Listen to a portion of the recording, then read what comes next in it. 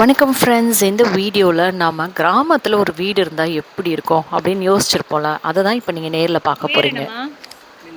J Dishanth. உங்கள் பேர்? கிஷான். கிஷான். இவங்க வந்து கேம் விளாண்டு என்கிட்ட மாட்டிக்கிட்டாங்க. கரெக்டா? நீங்களும் கேம் விளாண்டு மாட்டிக்கிட்டீங்க. அவங்க வந்து வேடிக்கை பார்த்தாலும். உங்கள் பேர் சொல்லுங்க. ரகுராமகிருஷ்ணன். ரகுராமகிருஷ்ணன்ப்பா, லென்த்தி நேம். நவீன்.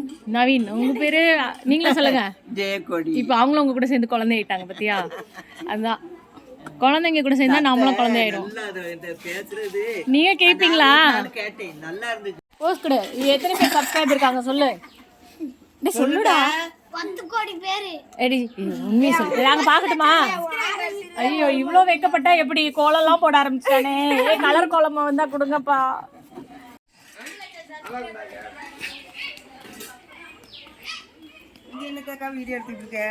சும்மா அவங்களுக்கு என்னெல்லாம் தேவையோ அது எல்லாத்தையும் தன்னை சுற்றி வச்சுருக்காங்க பாருங்கள். ஆலோவேரா இருக்கா, அதுக்கப்புறம் இது பூசணிக்காய் கொடி மாதிரி தெரியுது.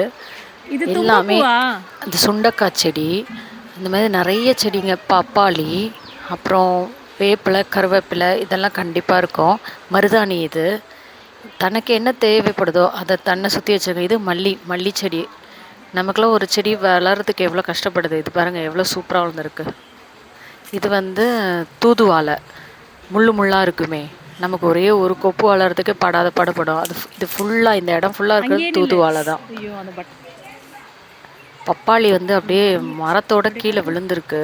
வேர் வந்து மரம் உடஞ்சி விழுந்திருக்கு. அதில் தேனை சாப்பிடும். என்ன மாதிரியாக இருக்குது பாருங்கள். செம்பருத்தி, இதெல்லாம் தலைக்கு தேய்ச்சி குளித்தா எவ்வளோ சூப்பராக இருக்கும்ல. இந்த பாருங்க, மணி பிளான்ட்டை எவ்வளோ அழகாக டெக்கரேட் பண்ணி வச்சுருக்காங்கன்னு.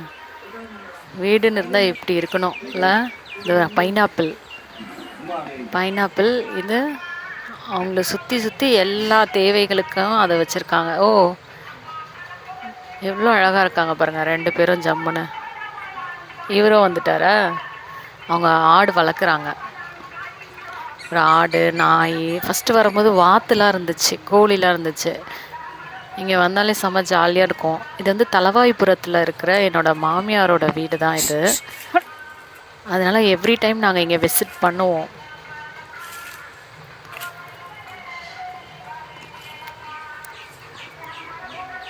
தென்னை மரம் வச்சுருக்காங்க. இது வந்து பேக்யார்ட் சொல்லலாம், வீட்டுக்கு பின்னாடி பக்கம் இருக்கிற இடம். ரொம்ப அழகாக இருக்கும். கிராமத்தில் இப்படி ஒரு வீடு, அந்த வீட்டில் நிறைய உறவுகள் அப்படின்னு பார்க்கும்பொழுது அதை மிஸ் பண்ணக்கூடாதுன்னு நமக்கு மனசுக்கு தோணும். உங்களுக்கும் கிராமத்தில் இந்த மாதிரி உறவுக்காரங்க இருக்காங்களா அப்படின்றத கமெண்ட்ஸில் சொல்லுங்கள். அது சித்தியாக இருக்கலாம், அத்தையாக இருக்கலாம். ஆனால் யாராவது ஒருத்தர் கிராமத்தில் இருக்கும்போது தான் அந்த கிராமத்தோட மதிப்பே நமக்கு தெரியுது. உண்மையாக தான். நகரத்திலே இருந்து நகரத்து வாழ்க்கையை வாழ்கிற நம்மளுக்கு இந்த மாதிரி வாழ்க்கையை பார்க்கும்போது கொஞ்சம் பொறாமையாக தான் இருக்குது. அவங்க இயற்கையோடு இணைந்து வாழ்கிறாங்கன்றது புரியுது. இது புதுசாக கட்டியிருக்க வீடு. அவங்க சூப்பராக இது ரெடி பண்ணியிருந்தாங்க. இந்த வீடு பார்க்கும்பொழுதே பில்டர் யார் அப்படின்னு கேட்குற மாதிரி இருந்தது. செம்மையாக இருந்தது.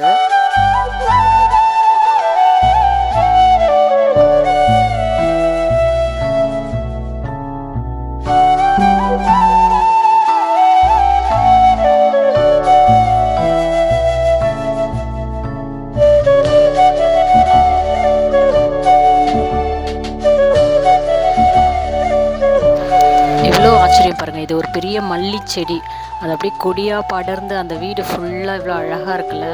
அழகுன்னா இதுதாங்க அழகு.